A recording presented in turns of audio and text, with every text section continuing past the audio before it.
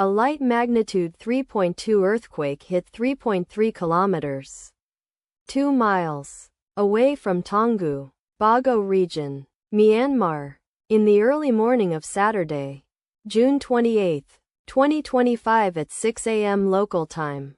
Asia, Yangon GMT plus 6:30. The depth of the quake could not be determined, but is assumed to be shallow. The quake was not felt, or at least not reported so. First to report, Raspberry shake after 8 minutes.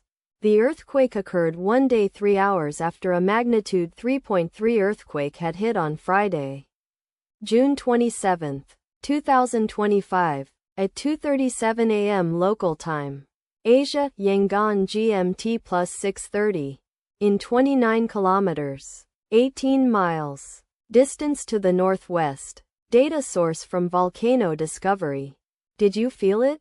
Let us pray. May the earthquake that occurred not affect our brothers and sisters there. May the earthquake not happen again. And may God protect everyone. Amen.